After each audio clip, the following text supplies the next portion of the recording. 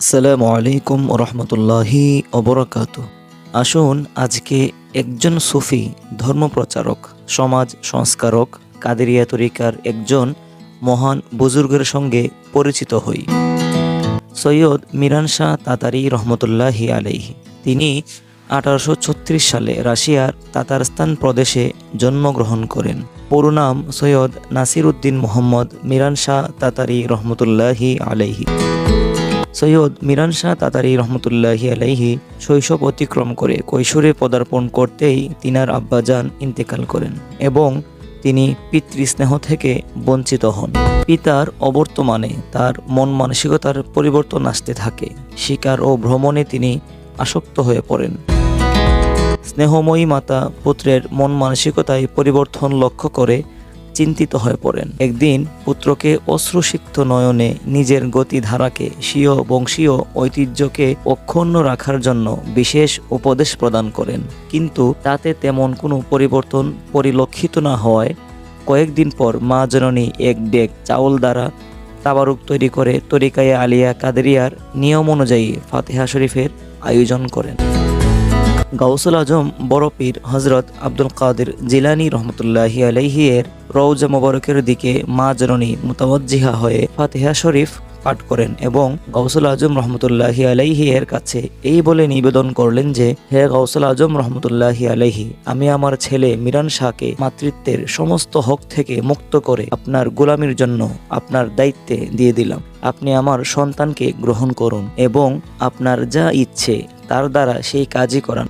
এরপর থেকে তার মন মানসিকতায় ও কাজকর্মের মধ্যে পরিবর্তন আসতে থাকে এবং গাউসুল আজমের সাথে গভীর আত্মিক সম্পর্ক স্থাপিত হয়।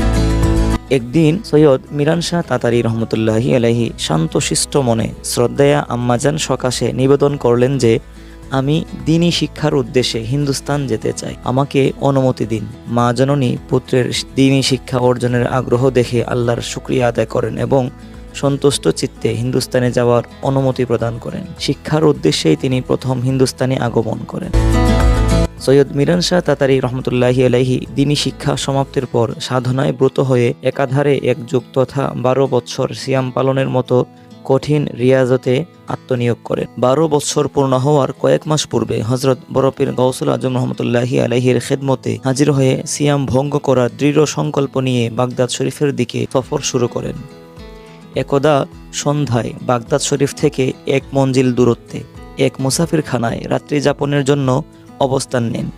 সে রাত্রে পরপর 3 বার স্বপ্নযুগে গাউসুল আজমের দিদার লাভে ধন্য হন। স্বপ্নে গাউসুল আজম রহমতুল্লাহি আলাইহি বলেন, তুমি আল্লাহ পাকের নৈকট্য লাভের জন্য যে কঠোর সিয়াম সাধনা তথা সংযমের পরিচয় দিয়েছ, তাতে আমি তোমার প্রতি আনন্দিত ও খুশি। তাই রোজা খুলে তুমি আমার দরবারে এসে হাজির হও। অতঃপর তিনি সিয়াম খুলে বাকি পথটুকু অতিক্রম করে বাগদাদ শরীফে গাউসুল আজম আব্দুল কাদের জিলানী রহমতুল্লাহি আলাইহির পবিত্র দরবারে হাজির হলেন। দরবারে গাউসিয়াতে সালাম পেশ করে নিজের জীবনের ইতিবৃত্ত সবিনয়ে নিবেদন করতে গিয়ে আবেগে আপ্লুত হয়ে পড়েন। এমত অবস্থায় গাউসুল আজম রহমতুল্লাহি আলাইহি ভক্তের এই রূপ অবস্থা দর্শনে সকল গোপনীয়তা ছিন্ন করে চর্মচক্ষুর সামনে সাক্ষাৎ দিয়ে সৈয়দ মিরান শাহ তাতারি রহমতুল্লাহি আলাইহিকে হাতে হাত রেখে বায়াত সূত্রে আবদ্ধ করেন। অতঃপর তরিকায়ে আলিয়া কাদেরিয়ার রীতি অনুযায়ী বায়াত করার এজাজত প্রদান করেন। গাউসুল আজম বড় পীর রহমতুল্লাহি আলাইহির মাজার শরীফে অবস্থানকালে মুরাকাবার হালতে পুনরায় গাউসে পাকের সাক্ষাৎ লাভ করেন সৈয়দ মিরান শাহ তাতারি রহমতুল্লাহি আলাইহি। গাউসে পাক রহমতুল্লাহি আলাইহি তাকে পরম স্নেহে বললেন, বাবা মিরান, তুমি যদিও আমার কাছে রুহানিভাবে বায়াত সাজরা ও এজাজত লাভ করেছ, তথাপি তুমি জাহিরিভাবে আমার আওলাদ ও দরগা শরীফের বর্তমান মুতাওয়াল্লি ও সাজ্জাদানাশীন পীর সৈয়দ আব্দুর রহমান মাহাদি আল কাদেরের নিকট বায়াত ও এজাজত গ্রহণ করে তরিকে আলিয়া কাদেরিয়ার প্রচার ও প্রসারের জন্য সুবায়ে বাংলা অর্থাৎ বঙ্গপ্রদেশে রওনা হও।